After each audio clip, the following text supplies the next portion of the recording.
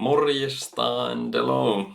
So I'm doing a collaboration with LUT University with the INB course, and I'm presenting you the challenge 2, um, or the case for the challenge 2.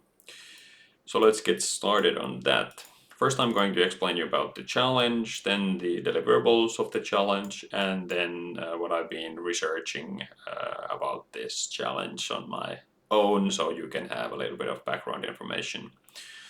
So, the baseline of the challenge is to understand that when we have people from multiple companies working on the, let me get you this one, so it's a bit easier to focus on the text that I'm highlighting.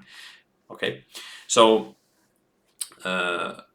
imagine that we have 5 different companies working on the same project, and we have 3 different project managers that they all need to arrange meetings with people from all of the companies and when people are available. So there are definitely different ways of companies running this kind of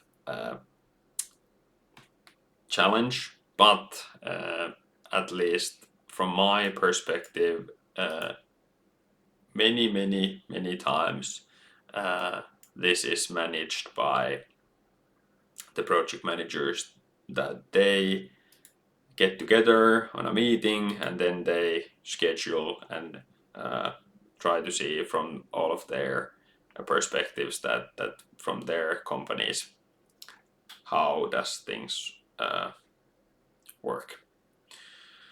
And that is definitely wasted time if this could be done with some other way. But the issue is that at least how I see it is that it does require at least a bit of a technical expertise to share a calendar, and there can be a bit of issues when you try to share the calendar and then the way you share it and all these kind of things. So if you're kind of your work is not related to sharing Outlook calendars, but you do something else, let's say like you're a let's say business domain owner or solution owner or something like this, that that your work is something else than technical expertise on some applications like emails. These are just the necessary evil for you. So in these cases, it might be a bit too much to ask people about. Can you just share me your Outlook calendar? So that can this be done with some ease. And the boundaries, if you create like a POC or think about this, is that it should definitely support the availability data from Outlook calendar. So I'm not interested in Gmail or other at this moment, maybe in the future, but for the sake of the challenge, the scope is that it should be related to Outlook calendars and the feasibilities and the features of the Outlook calendar. Right, but the baseline challenge, this was the problem. So it usually comes with that people send these kind of messages to each other that, hey, does some time work for you? I'm available at this time. Does this work for you? When you're available? How you're available? These kind of things. So instead of asking these questions, should there be some system, some view, some application that would solve this issue, that you could share and view the availability of external Outlook calendars between multiple tenants. So multiple tenants meaning that they are from other companies. So they're not a single company. They are from multiple companies. So how does this work, and how is this something that could be done? And a little bit of background. So I came around this issue by trying this Outlook Book with Me feature, which is basically that you can generate a link that someone else can book a meeting with you. So if you're familiar with like Calendly or similar applications, this is the kind of way that salespeople, for example, book meetings, that hey, here's the link, you can see when I'm available, then just book a meeting with me. So it's just a booking app basically. But what it also does is that it tells when you're available, and that's how I use it.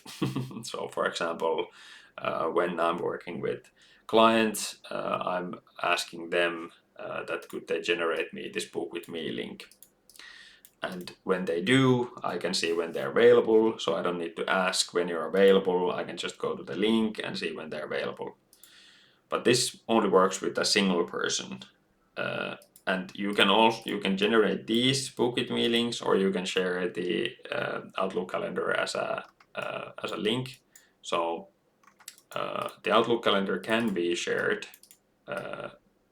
with kind of that it masks all other things. It only just shows when you're available and your working hours. So that can be done. So this is something that can be done. But the issue is that I haven't researched this, but these are the questions that I've been pondering. So I'm not sure what the permissions are that you need to have to set up this kind of external calendars. That on organizational level there can be some settings that prevent you from doing this, and I'm also interested in who can do this. So is it only the user, or can it be the IT department that could generate these shared calendars? So in an ideal world, if that is possible, I'm not sure if it is, that let's say an IT department takes in X amount of Outlook links and then adds them to some system, and that generates a view. So basically this.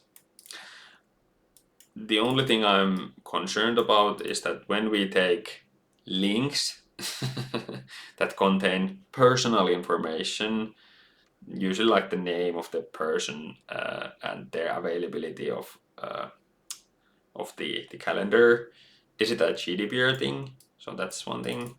Probably is. I'm thinking that it sounds like personal information.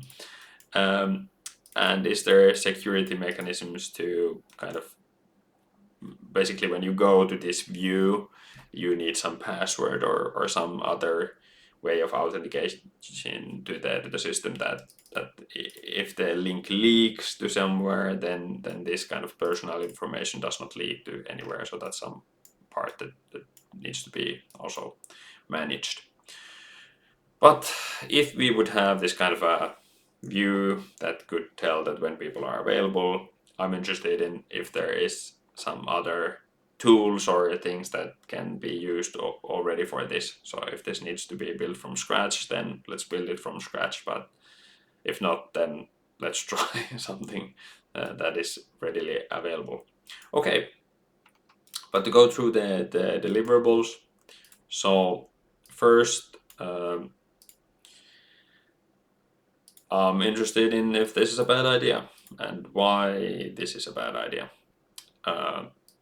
As I said before, what kind of tools there are available, systems that could be used to solve the problem, is definitely something that should be always researched before starting to do something, whatever it is, proof of concept things, even if you think that no one has ever thought about this. But definitely I encourage whatever you're doing that at least take a look what is available and see how other people have been trying to solve this issue, and does some forum post or something that exist related to this issue that I'm presenting, this challenge. Prototypes, implementation, like a proof of concept, a plan about the technical implementation, like what kind of tech stack could be used, technical architecture, onboarding. These kind of things are things that I'm expecting, at least any of these. So as I said before in the challenge 1, I'll repeat myself also on this, so that The LUT side, basically who is responsible for this course, is responsible for kind of setting the scope, what is expected as a kind of a level of content. But I'm happy with any of these, how long or short it is. What I'm seeking is answers, knowledge, and that you have fun while you try to think about these things and learn when you do these things, because these are the things that actually matter also in the work life. So I encourage you to take your time and think what you actually want to do in the future, and if this is something that might be actually useful in the future also. Okay, that was it. One more to go, the third challenge. All right.